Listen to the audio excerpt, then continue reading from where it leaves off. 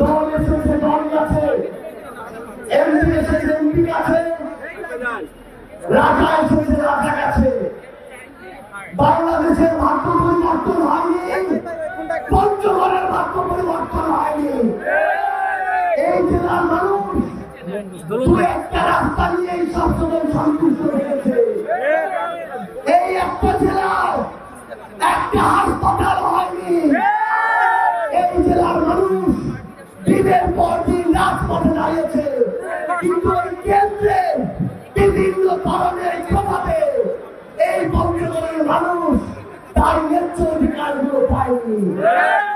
আমরা এই অভ্যুত্থানে দ্বিতীয় স্বাধীনতা পেয়েছি, তারপরে পঞ্চগড়ে আমরা কি দেখছি? আজকে আমরা দেখছি এই পঞ্চগড়ের তেঁতুলিয়া আজকে থেকে 1-2 বছর আগে যেভাবে ট্রেজার মেশিন দিয়ে অবৈধ পদ্ধতিতে বালুর পাথর তুলে বাংলাদেশের শুধু এই পঞ্চগড়ের মানুষের জীবনকে হুমকিতে ফেলা হচ্ছিল, এখন সেই একই কাজ করা হচ্ছে। সারাদিন অবৈধ ট্রেজার দিয়ে জনগণকে ভূমিগঠে লুটে ফেলে পানির স্তরকে নিচে নামিয়ে কারা এই চাঁদাবাজি করছে আমরা সেটা জানি। আমরা জানি না, আমরা জানি কিনা? এখনো তেঁতুলিয়া কারা অবৈধ ভাবে ট্রেজার মেশিন দিয়ে বালু পাথর তুলে চাঁদাবাজি করছে, সিন্ডিকেট চালাচ্ছে, শ্রমিকদের শোষণ করছে। যারা সনাতনী পদ্ধতিতে এই কাজগুলো করতে করে দীর্ঘ সময় কাজ করতে পারত, মজুরি পেত, তাদের হক কারা নষ্ট করছে আমরা জানি কিনা? কোন ব্যক্তি কি পদে আছে নাম ধরে জানি। এই পঞ্চগড়কে অল্প কয়েকটা মানুষের জন্য আমরা হুমকি মুখে করতে দিব না।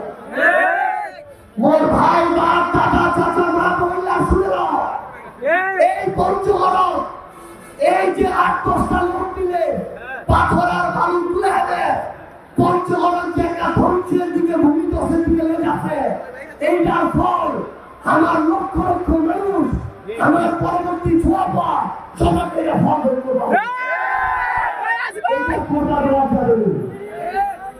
বাংলা এই পঞ্চগড়ের মানুষের কর্মসংস্থান হওয়ার কথা ছিল, কিন্তু আওয়ামী লীগ দক্ষিণবঙ্গ থেকে লোক আনে এনে ওই জায়গায় অফিসার বানায় রাখছে। নতুন বাংলাদেশ সুযোগ পাওয়ার কথা ছিল আমার পঞ্চগড়ের লোকদের, কিন্তু নতুন কয়েকজন লোক মিলে আবার ওই লোকরা ট্রেনের পোর্ট চালাচ্ছে আর প্রতিদিন অবৈধভাবে লাখ লাখ টাকা পকেটে ঢুকাচ্ছে।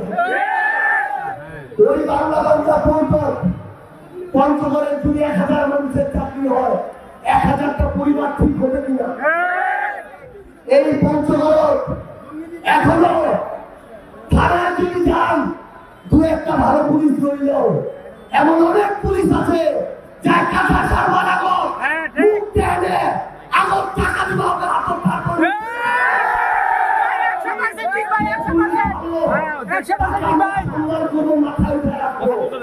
কিন্তু পুলিশ নামধারী ইউনিফর্ম পরা চোর বাটপার চাঁদাবাজকে পঞ্চগড়ে জায়গা দেওয়া হবে না। এই পঞ্চগড়ের সদর হাসপাতাল অফিসার থেকে শুরু করে পিয়ন এক একজন মনে হয় সাধারণ মানুষদের এক একজন নবাব। এই নবাবী আমলের পতন ঘটানো হবে। একটা জিনিস মনে রাখবেন, একজন রিক্সাওয়ালা হও, অটো চালাও, যদি ওই জায়গা তোমার উপর অত্যাচার হয় আর সদর হাসপাতালের গেটের সামনে বসে পড়েন, এই নতুন বাংলাদেশ সরকার সাহস দেয় তোমাকে একটা লাঠিতে পিঠা উঠাই দিবে। অন্যায় দেখলে প্রতিবাদ করতে হবে। এই হাসপাতাল নায়িকা, এই অভ্যুত্থানের লাখ সৈনিকরা পঞ্চগড় থেকে ঢাকায়, এরা হাসিনার বিরুদ্ধে না দাঁড়াইলে হাসিনার মতো হইতো না। কেউ কি আগে ভাবছিল যে হাসিনার মতো একজন ফেরাউনের 36 দিনে পতন হয়ে যাবে? পঞ্চগড়ে হাসিনার চেয়ে বড় ফেরাউন নাই। যারা চোর বাটপার তাদের কোনো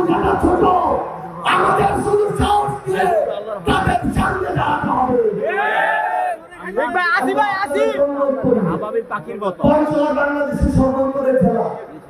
এমনি কোনো বাজেট টাজেট ঠিকঠাক আসে না, যা কিছু আসে এই জায়গার নেতা নামক কিছু চেষ্টা ওই টেন্ডারবাজি করে, ওই যারা এই ধরনের কাজ কাম করে কন্ট্রাক্টরদের সাথে ডিল করে অর্ধেক টাকা পকেটে ঢুকায় ফেলে।